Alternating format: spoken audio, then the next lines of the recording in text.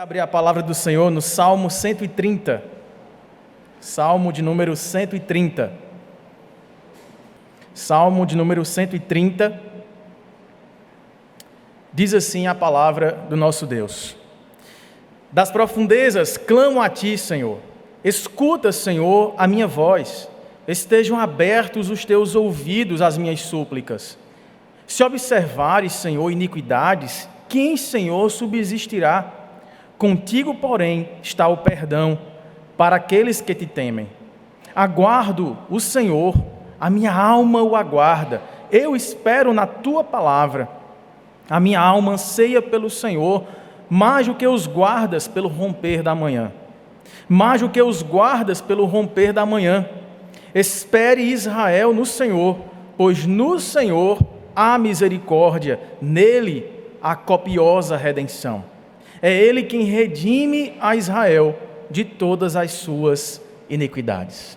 Amém? Deus possa abençoar a sua palavra. Vamos fechar os olhos, vamos orar uma vez mais, pedir que Deus possa nos falar ao coração através desse salmo de penitência, de clamor pela misericórdia do nosso Deus. Oremos.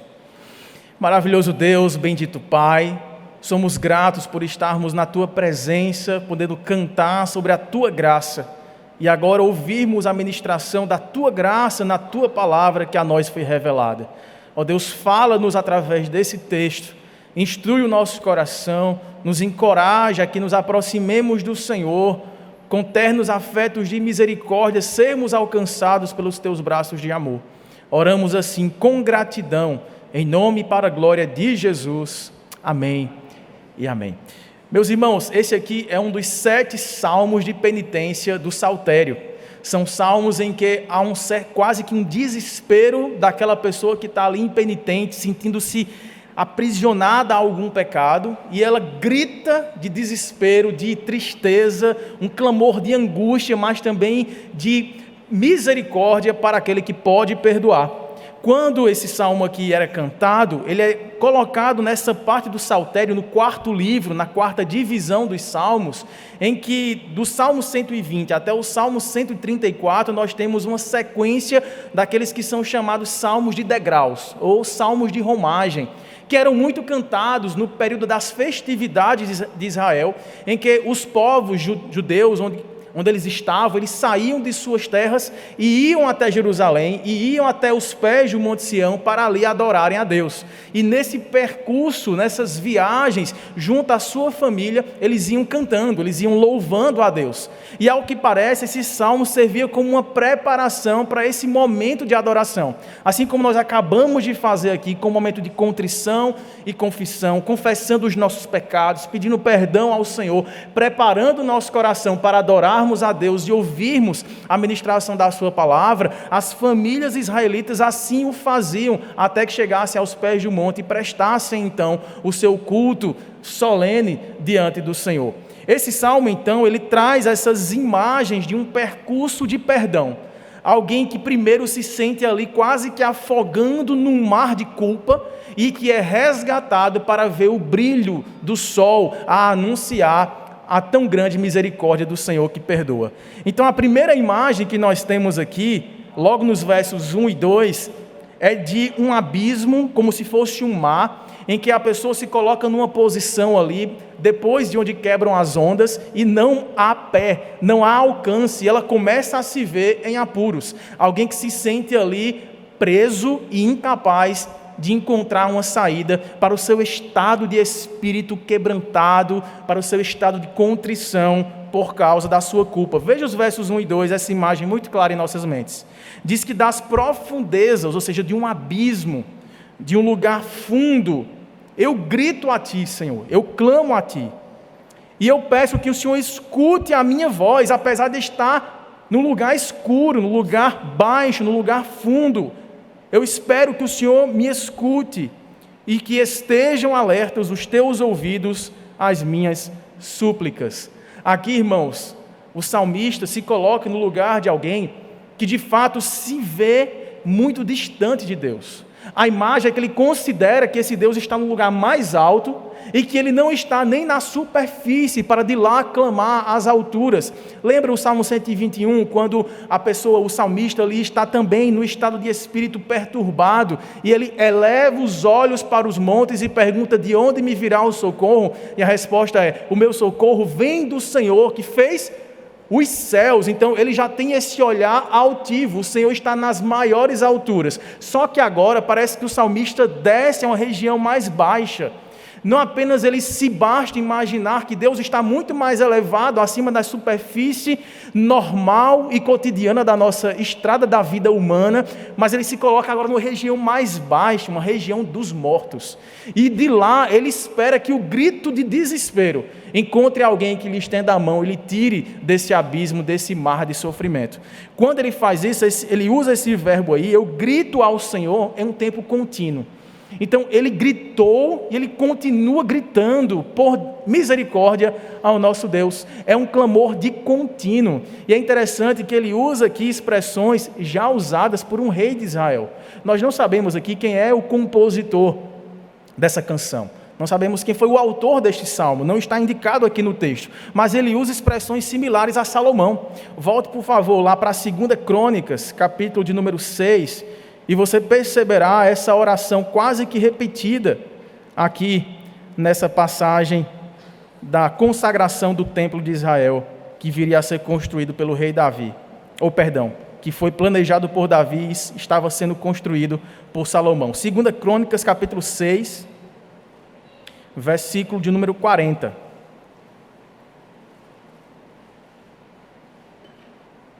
Olha a oração que Salomão fez ao Senhor. Agora, pois, ó meu Deus, estejam os teus olhos abertos e os teus ouvidos atentos à oração que se fizer deste lugar.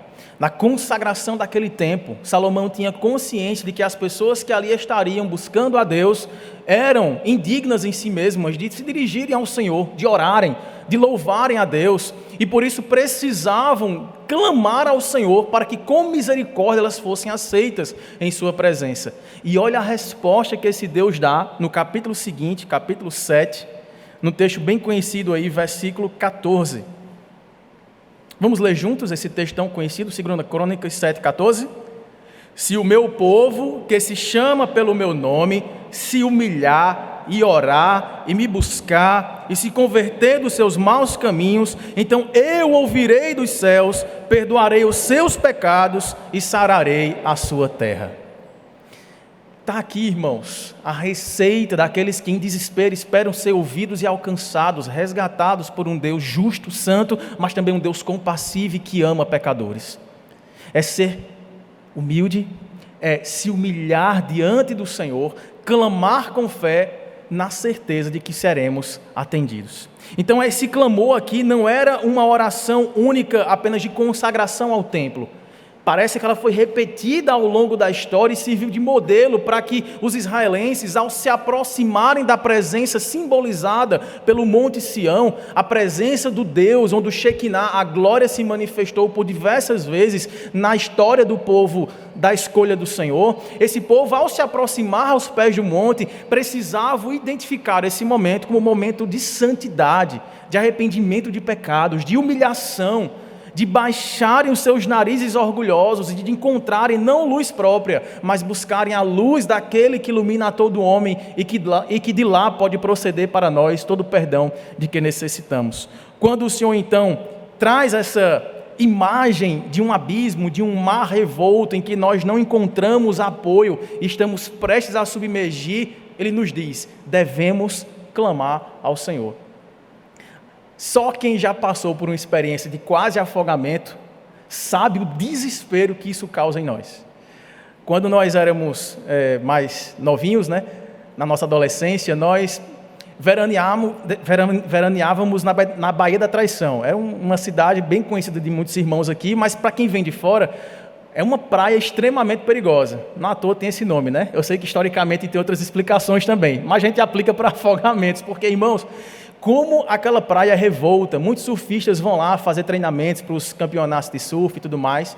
E aí, tanto a gente se acostumou a essa praia revolta, essa praia cheia de ondas, que você não consegue andar mais do que 5 metros para que a água já não ameace a sua estrutura e você se veja quase afogando. E foi ali que nós fomos criados, fomos brincando naquela praia, e toda a família tem histórias para contar de quase afogamentos, mas continuávamos indo àquela praia.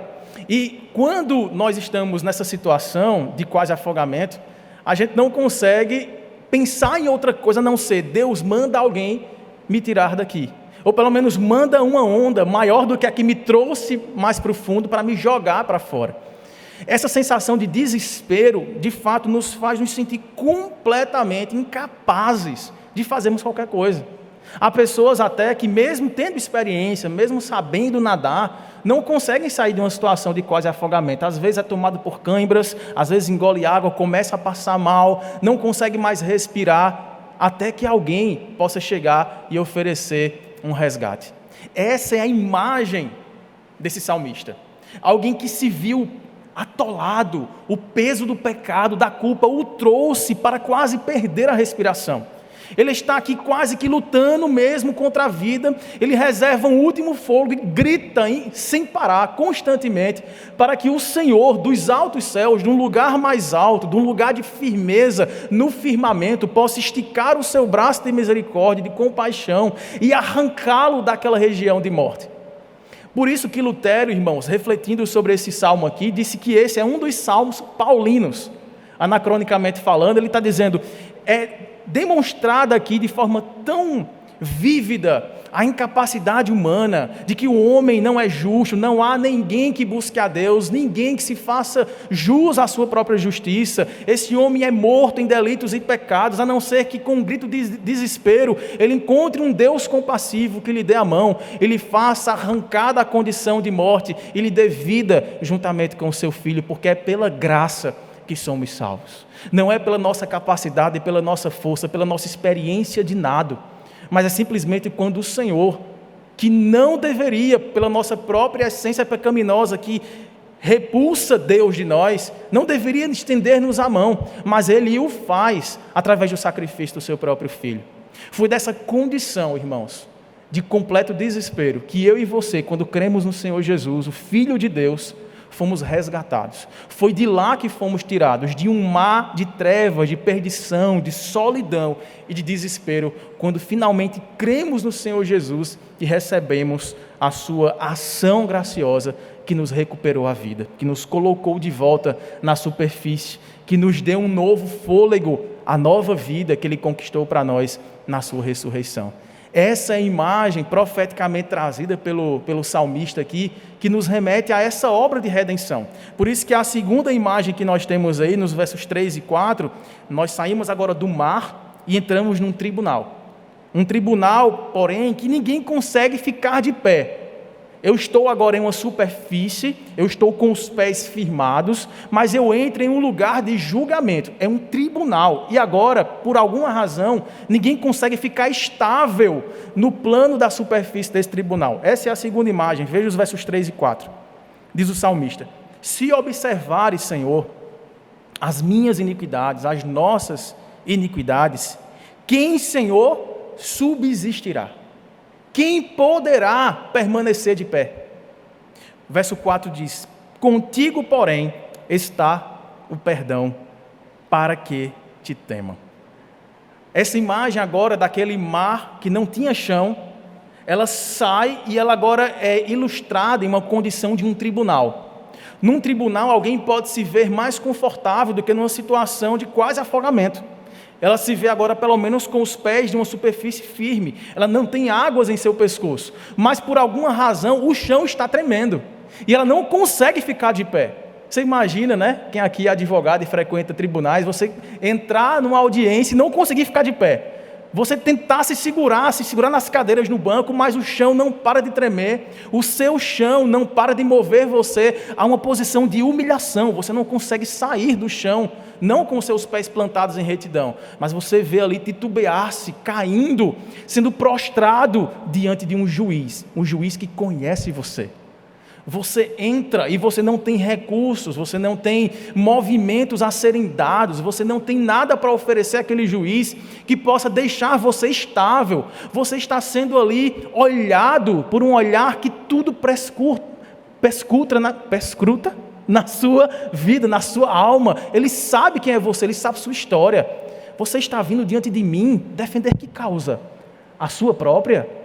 Eu conheço você. E aí ele começa a entrar em novo desespero. Ele fala: Senhor, se eu entrar, eu saí do mar, mas eu fui levado a uma nova sala, e essa sala é uma sala de tribunal. E quando eu olho para o Senhor, eu não consigo ficar de pé. Eu estou sendo fulminado por essa culpa que ainda me acompanha. Devo continuar o meu grito de clamor: tem compaixão de mim. E aí, quando ele vai se aproximando daquele juiz, meio que esperando a sentença condenatória, ainda que ele tenha entrado como um réu confesso, ou como um advogado preparando os seus argumentos, ele ali se vê diante de uma tremenda acusação. Mas eis que no verso 4 ele lembra: contigo, porém, ó juiz altíssimo, contigo, porém, Senhor, está o perdão para aqueles que te temem. De um grito de desespero, de uma areia movediça, de um chão que treme, ele começa a se apoiar, ele começa a ficar de pé, porque o juiz que olhava para ele, olha para ele com um olhar de compaixão, um olhar de perdão. Quando nós temos, irmãos, esse grito da nossa alma, alcançando os altos céus, buscando a compaixão do Senhor, que nos removeu do lamaçal do pecado e nos transportou para a sala do seu trono, nós sabemos que esse perdão, sim, esse Deus que é poderoso, que é justo, que é santo, Ele não vai fazer vistas grossas às nossas iniquidades. Ele diz: Senhor, se tu fores observar as iniquidades, ninguém vai ficar de pé diante do Senhor. Mas eis que o perdão está diante de ti.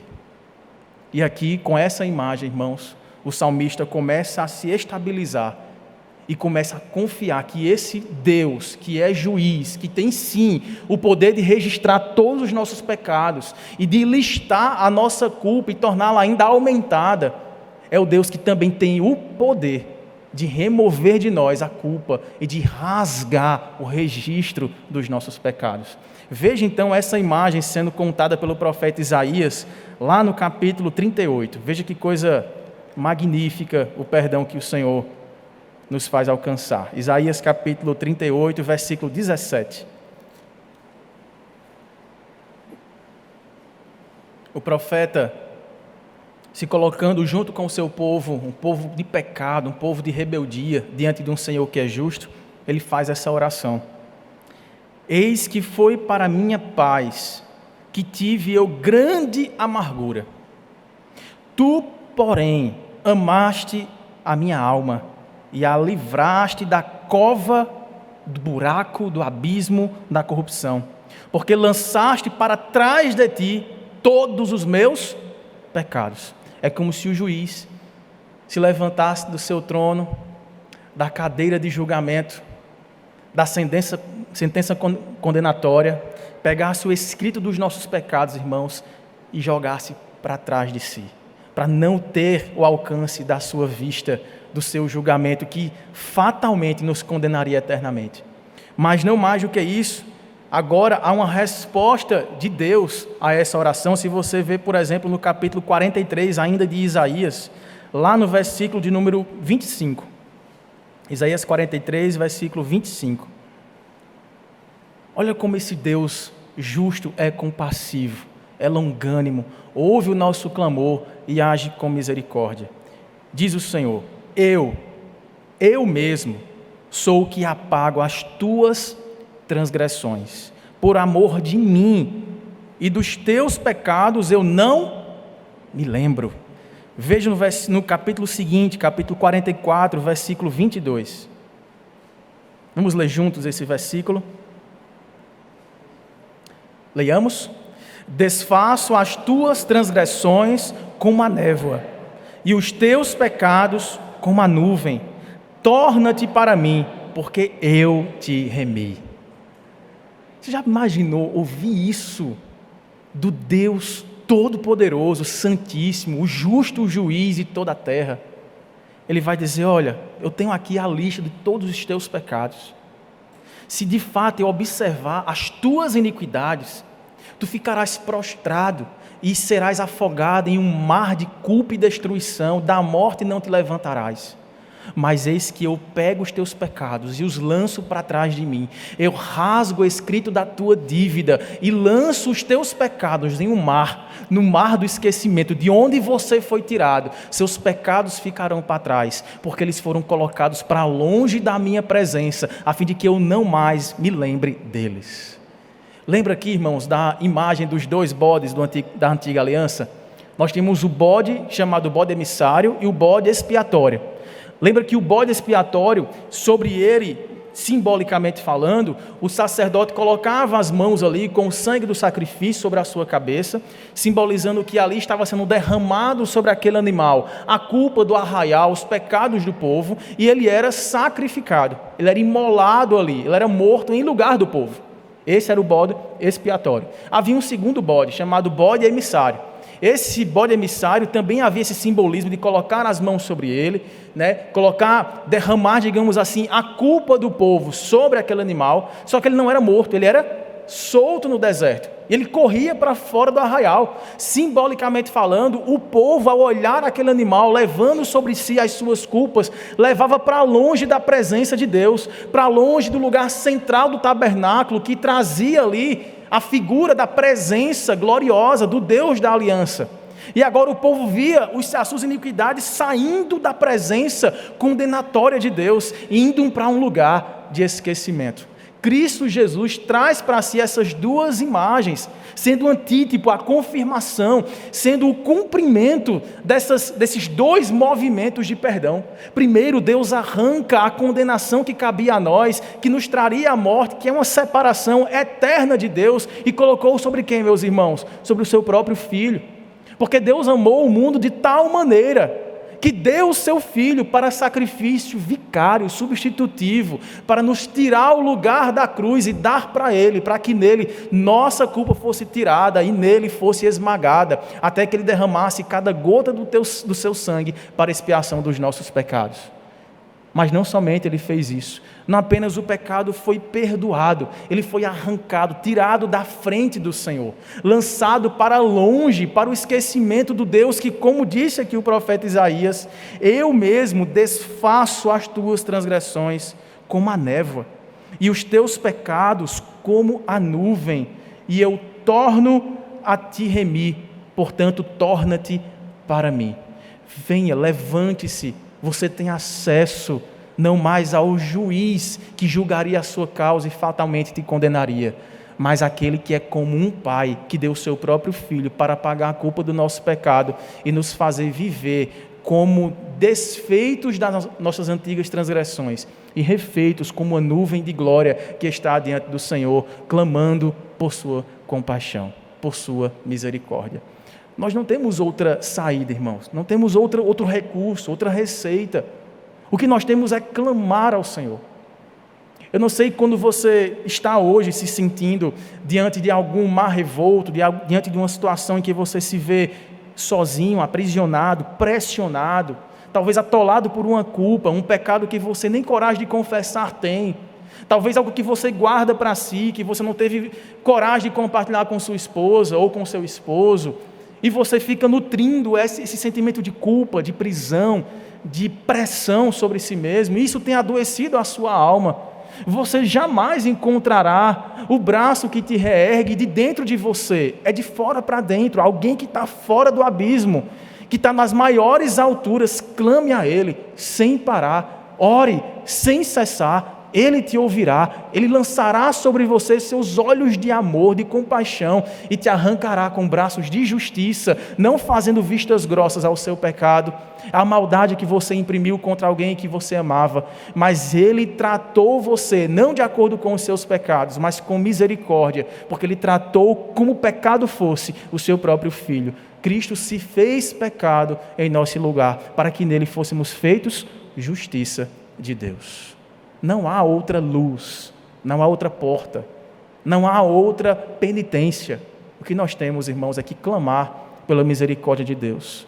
Não tem como esconder dos olhos do Senhor as nossas maledicências, o nosso olhar impuro, os nossos ouvidos emprestados a profanações, o nosso coração tendente a egoísmos, a orgulhos, a vaidades. O Senhor vê, Ele percebe e está registrado na história das nossas iniquidades. Mas em tempo, clamemos ao Senhor, Ele nos ouvirá, Ele perdoará os nossos pecados e sarará a terra do nosso coração. Amém? A terceira imagem, penúltima do nosso Salmo 130, então voltando para ele, é a imagem de muros de uma cidade onde estão ali os sentinelas, os vigias. Então é a terceira imagem. A primeira é de um mar revolto, fundo, escuro, de solidão e desespero, quase morte. Depois ele passa para a imagem de um tribunal, alguém que saiu do mar, mas se deparou com a sua culpa, ele se viu, ele ainda é pecador, ele saiu do desespero do pecado, mas ele se vê ainda pecador. Mas agora a terceira imagem é de alguém que saiu desse tribunal e pôde subir os muros, e de lá teve a vista da noite se fazendo dia. Veja que coisa impressionante aí nos versículos 5 e 6. Diz o salmista: aguardo o Senhor, a minha alma o aguarda. Eu espero na sua palavra. A minha alma anseia pelo Senhor, mais do que os guardas anseiam pelo romper da manhã. Mais do que os guardas pelo romper da manhã. Então ele sai agora desse tribunal, aliviado, ele vê suas culpas rasgadas, seus pecados perdoados, e ele sai desses portais caminhando, e ele encontra um muro, e nesse muro há sentinelas, há guardas, e ele sobe lá para ver o que é que esses guardas estão observando. E ao chegar lá, ele se depara com uma espera. Diz: aguardo o Senhor, a minha alma está esperando pela sua palavra, uma palavra final, e ele vai dizer que palavra é essa, e no verso 6 ele compara essa espera com a dos vigias. Diz que a minha alma anseia pelo Senhor, mais do que os guardas anseiam pelo romper da manhã. E aí, meus irmãos, nós temos então a imagem desses vigilantes que passam a noite inteira tentando alcançar o limite da sua visão ante escuras trevas ali, densas trevas da noite. E eles começam a observar se há alguma aproximação estranha, se há alguma ameaça próxima ao muro, se os portões estão bem vigiados. Eles se entreolham, eles alcançam ali aonde pode a sua vista ir, e eles ficam, sem dúvida alguma, clamando ao Senhor e aguardando pelo nascer do sol, porque o nascer do sol vai indicar para eles que mais uma noite se passou sem ameaças, sem invasões, sem algum tipo de problema diante do seu trabalho. Então a sua vigilância aconteceu de forma plena, não houve nenhum tipo de problema, e agora ele está aliviado. Nasceu o sol e minha vista alcança que a cidade continua guarnecida. Ele compara então, o salmista, a sua alma esperando pelo Senhor como o vigilante espera pelo brilho do sol. E aqui, meus irmãos, nós temos então a beleza poética da expressão de um coração perdoado. Alguém que tem um coração perdoado, ele está ansiando pelo encontro da luz que lhe tirou de densas trevas de um mar revolto, que rasgou a punição do seu pecado e que fez parecer diante dele que um novo sol brilhou diante da sua história. Não é assim que a gente se sente quando a gente é resgatado, é perdoado? É como se um novo sol para nós passasse a brilhar. Quando nós estamos atolados em algum tipo de pecado, algum tipo de culpa, a noite ela se torna muito mais longa. A angústia deve tomar os nossos pensamentos. A nossa mente não sai daquela posição de aperto, de angústia de alma. Nós nos sentimos ali acuados. Nós ficamos talvez até aumentando a nossa própria indisposição de sairmos desse status quo. Nós nos sentimos indignos até de orar, de pedir perdão ao Senhor, de clamar por sua misericórdia. Talvez nos achemos até indignos de buscar ajuda, de virmos à igreja, de cultuar ao Senhor. Talvez há pessoas que nos acompanham nessa transmissão, que fazem tempo, que fazem cálculos, fazem balanços espirituais de sua vida, se devo ou não voltar a servir ao Senhor em uma comunidade de fé. Porque tendo experimentado o perdão de Deus, tendo experimentado a sua bondade, largaram mão de uma vida com o Senhor e se atolaram novamente naquele mar revolto de onde foram resgatados, e agora se veem novamente trêmulos diante de um tribunal, de um justo juiz, que certamente condenará se de nós não for trazido o perdão, ou sobre nós for trazido o perdão daquele que de fato se compadece de pecadores arrependidos. Pois eu vos digo, arrependam-se. É tempo de nos arrepender.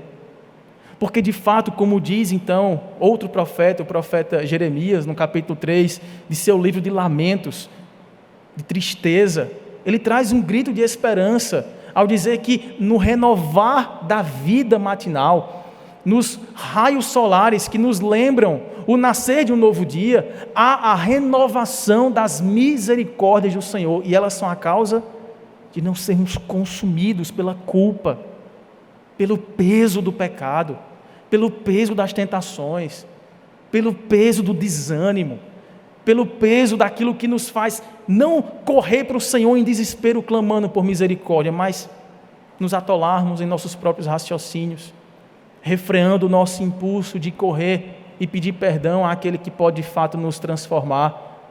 Se essa tem sido a sua tendência, meu irmão, nesses dias, não pense que você fará por merecer mais o perdão de Deus se penitenciando longe do Senhor, se afastando do ambiente da oração, se punindo, se isolando.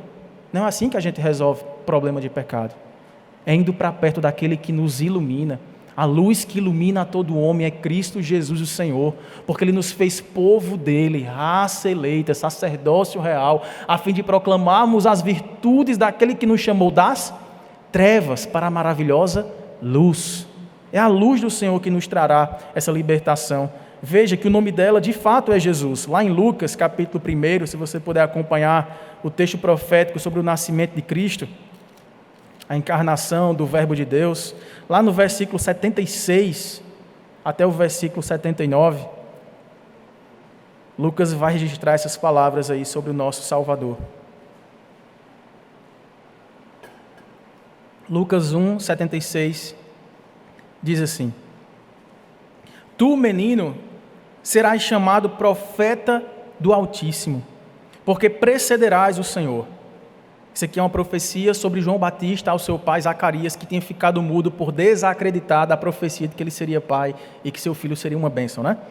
Preparando-lhe o caminho, verso 77, para dar ao seu povo conhecimento da salvação, no redimi-lo dos seus pecados, graças à entranhável misericórdia de nosso Deus, pela qual nos visitará o sol nascente das alturas. Vamos ler juntos o verso 79?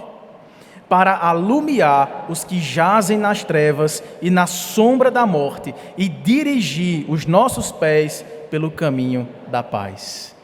Receba um novo amanhecer, a nova chance de recomeçar, de ser perdoado, de experimentar a retirada das trevas e o transporte para a luz do Senhor, que iluminando todo o homem, traz sim reconhecimento de pecado, mas traz a força necessária para deixar o pecado, confessando-o diante do Senhor e experimentando novo ar que nós podemos respirar em santidade de vida. E a quarta e última imagem que o salmista nos traz está nos versículos finais do Salmo 130, os versículos 7 e 8, onde há uma promessa de que essa espera pelo novo amanhecer começa pessoal no coração da gente, quando o Espírito Santo vai nos convencendo do pecado, da justiça e do juízo, mas ela transpõe a pessoalidade e ela transcende a individualidade, ela alcança a coletividade em adoração ao Senhor. A imagem agora é de um mercado de escravos onde há redenção. Veja, diz o versículo 7, espere Israel no Senhor, pois no Senhor há misericórdia. Nele existe uma copiosa, uma abundante, não é uma só, uma única, uma partícula, é uma copiosa redenção. Diz o verso 8: é Ele quem redime a Israel de todas as suas iniquidades. Saímos de um mar, entramos no tribunal, subimos do muro, vimos um novo amanhecer, e agora, saindo da cidade, encontramos um mercado de escravos. E nós olhamos para aquele lugar e dizemos assim: esse seria o meu lugar. Era assim que eu vivia. Eu era vendido, como diz o apóstolo Paulo em Romanos capítulo 7, eu era vendido à escravidão do pecado. Miserável homem que sou, quem me livrará do corpo desta morte? O estado, irmãos, de alguém que não está perdoado em Cristo, não está agraciado no Senhor, é de fato um estado de não recuperação. É uma deterioração que vai passando para a eternidade, mortos em delitos e pecados, destituídos da glória de Deus. Mas eis que se manifestou a justiça do Senhor pelo fato de ter nos amado quando nós éramos ainda pecadores, e demonstrou esse amor enviando o seu Filho para tomar o nosso lugar na senzala e nos trazer de volta à liberdade. Veja aí que Israel já tinha, irmãos, experimentado a essa altura o que significava o gosto da libertação.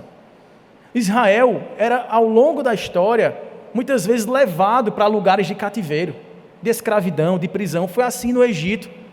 Tinha sido assim nesse momento, provavelmente, quando esse salmo estava sendo cantado, durante o período em que ele estava ali experimentando o cativeiro da Babilônia. Mas Israel já podia cantar que aquele mesmo resgate, aquela mesma libertação que os havia tirado do Egito através do êxodo miraculoso do Senhor, das 10 pragas, da conversão de pedra em água, da conversão de águas amargas em águas puras, de fazer cair alimento do céu, nuvem para o dia, coluna de fogo para a noite. Israel tinha visto, tinha experimentado o gosto da salvação, mas mais uma vez estava se escorregando e caindo novamente naquele mar de pecados. E aí Deus permite que eles sejam levados para um novo lugar de cativeiro. E na Babilônia eles experimentam a angústia, o sabor amargo da prisão, do distanciamento do templo, da bênção do Senhor. Com rebeldia de coração, Israel preferiu as trevas novamente. Mas eis que agora ele pode cantar sobre essa espera, a ardente expectativa, que, por exemplo, o apóstolo Paulo, escrevendo a Romanos, a carta aos Romanos, no capítulo 8, diz que essa ardente expectativa não é apenas das pessoas, dos filhos de Deus, mas de toda a criação que aguarda a redenção final, lá em Romanos capítulo 8, a partir do versículo 18. Diz o apóstolo Paulo: porque para mim tenho por certo que os sofrimentos do tempo presente não podem ser comparados com a glória a ser revelada em nós. Sim, nós sofremos, somos pecadores, plantamos, colhemos, de Deus não se pode zombar.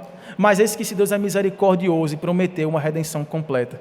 E aí no versículo 19 ele diz: essa ardente expectativa da criação aguarda a revelação total dos filhos de Deus.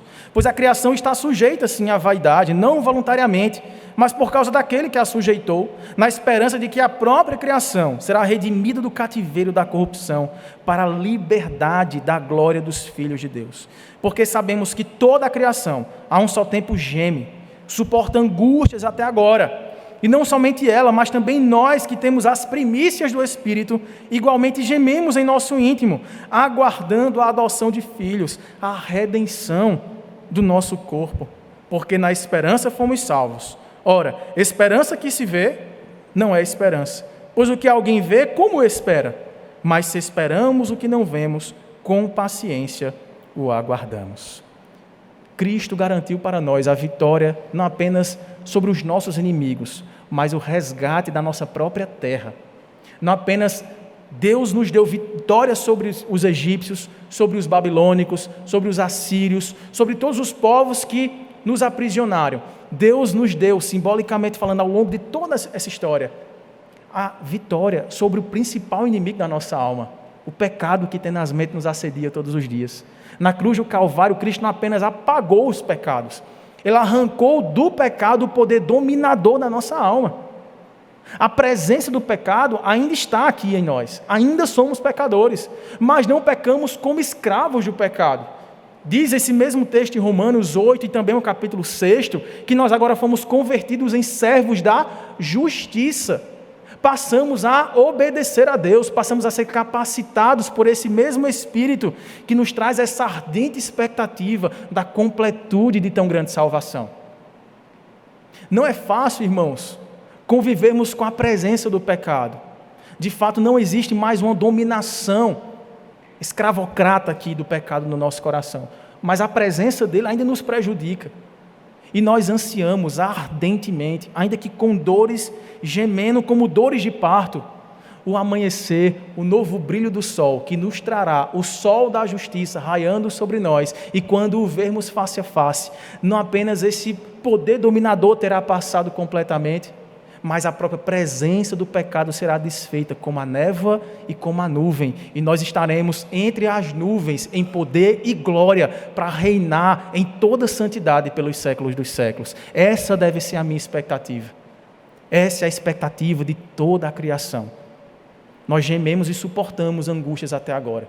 Nós sofremos com a presença constante do pecado, tentando nos tirar o foco e nos tirar do caminho. Há desânimos que parecem incompatíveis com esse novo estado de perdoados, mas eles vêm.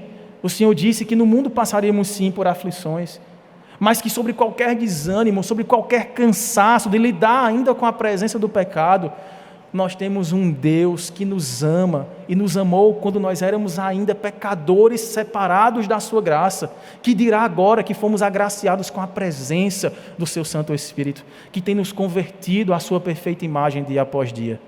Haverá dias, irmãos, que nós nos acharemos em mares, haverá dias que talvez nos acharemos em tribunais, com os pés tremendo, não conseguindo ficar de pé.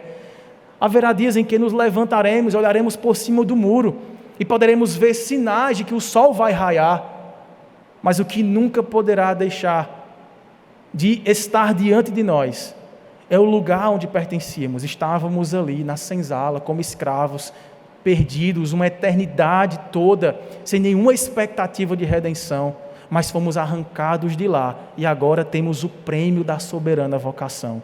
Não somos escravos, somos filhos. Filho sabe que tem uma herança.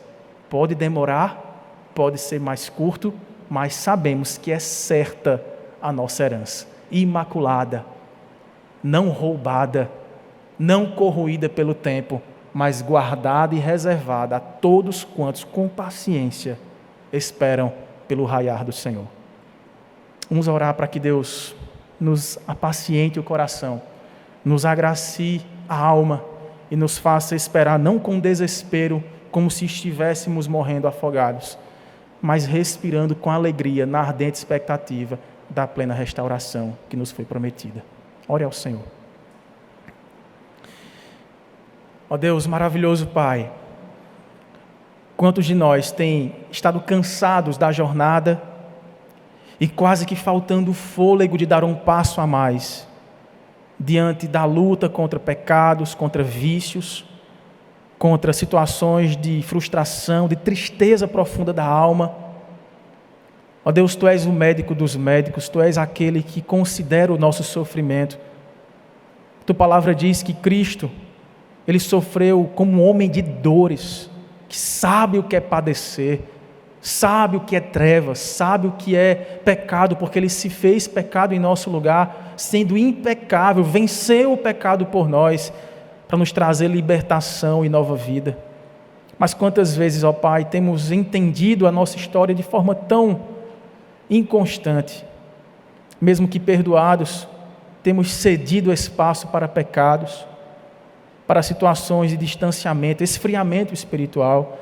Ó Deus, que o brilho do sol reaqueça o nosso coração, na alegria renovada de um novo amanhecer, a fim de que em Cristo Jesus, essa expectativa tome o nosso coração, tirando dele toda angústia e dando lugar à alegria que espera, à paciência com alegria, àquela expectativa bondosa, de esperança certa, de que o Senhor voltará e nos fará perfeitamente restaurados, plenamente santificados, a fim de que, resgatados do abismo de morte, da falta de perdão e de culpa, sejamos transportados para a calmaria do reino do Filho do Teu amor.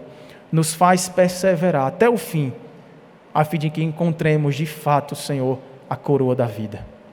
Oramos com gratidão, em nome e para a glória de Jesus. Amém.